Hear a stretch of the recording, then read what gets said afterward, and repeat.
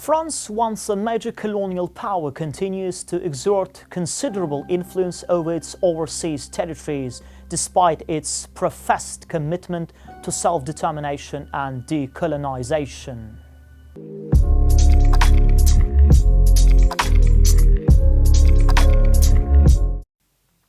The legacy of French colonialism, marked by a relentless quest for power and resources, still shapes their country's approach to these regions. Even with its international obligations, France is reluctant to fully relinquish control, sparking significant criticism from the global community.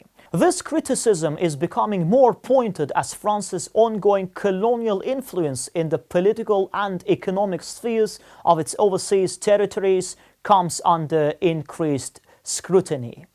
France's consistent refusal to honor its international commitment to promote the self-determination of its overseas territories raises serious questions about its true intentions.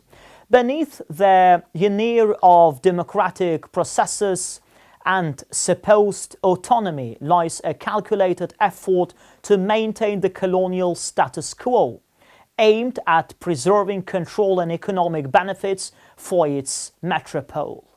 The situation in French Polynesia serves as a prime example, where France's systematic disregard for international norms threatens the future of the Maori New people.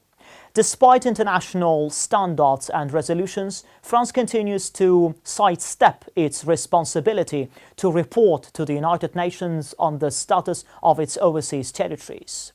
This refusal is not just bureaucratic red tape. It's a deliberate attempt to obstruct decolonization, directly violating Article 73E of the United Nations Charter.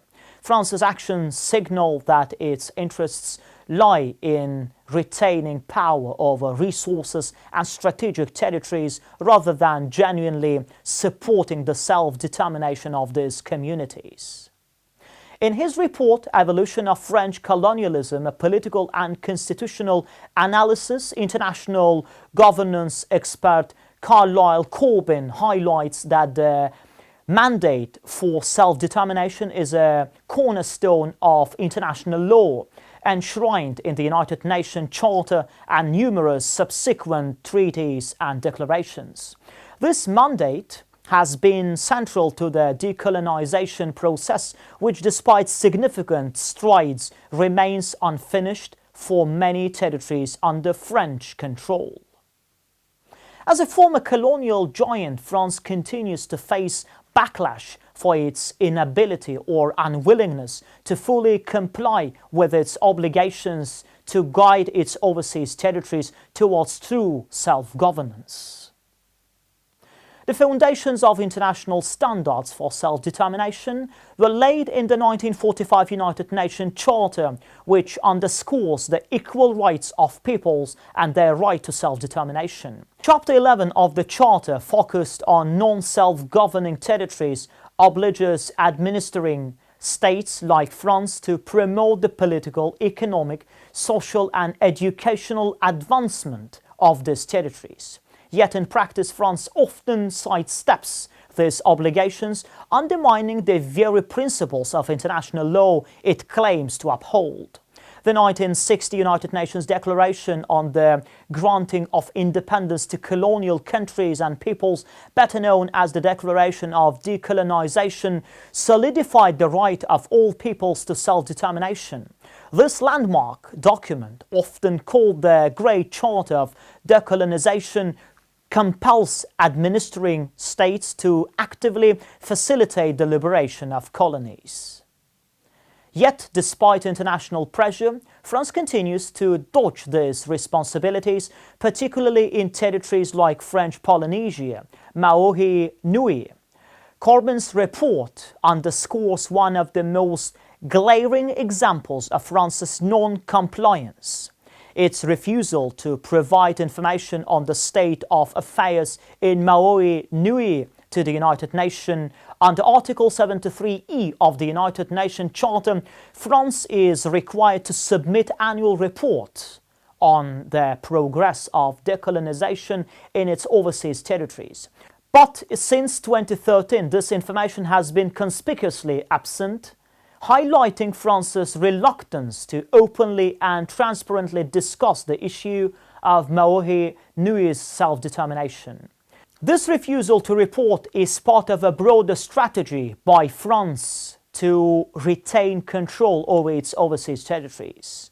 While information is provided in places like New Caledonia, the process of political progress is often replaced by efforts to preserve colonial power structures, directly contradicting international standards of self-determination.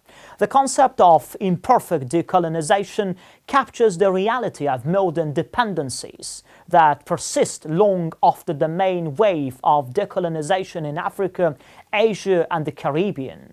These dependencies are often disguised as autonomy or integration into the metropole, as seen in French overseas territories today. In French Polynesia and other dependent territories like New Caledonia, France's attempts to maintain control are thinly veiled under the guise of granting autonomy. These attempts include periodic, unilateral changes to constitutional structures without undergoing a genuine self-determination process or obtaining the informed consent of the local populations. In international law, the right to self-determination is recognized as an inalienable right, enshrined in treaties such as the International Covenant on Civil and Political Rights and the International Covenant on Economic, Social and Cultural Rights. These treaties affirm the responsibility of administering states to promote and realize the right of peoples to self-determination. Yet, despite the clarity of these legal standards, France continues to sidestep its obligations, eroding trust in the international system for protecting human rights. The International Court of Justice plays a crucial role in reaffirming the importance of self-determination.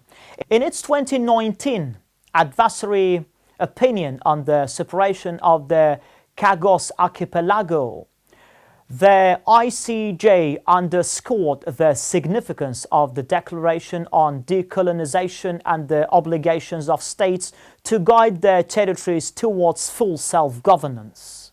This precedent emphasizes the necessity of adhering to international standards even for territories that have been excluded from United Nations oversight. France's policy towards its overseas territories thus reflects a model of imperfect decolonization where autonomy is granted in name only, while control remains firmly in the hands of a metropole. This strategy allows France to maintain its influence and continue exploiting resources while avoiding overt criticism and international sanctions. However, this approach inevitably leads to growing tension and dissatisfaction among the local populations, chasing doubt on the long-term sustainability of France's presence in these regions. Particularly concerning is France's continued manipulation of constitutional processes in its overseas territories, making changes without adequately considering the views of the local populations.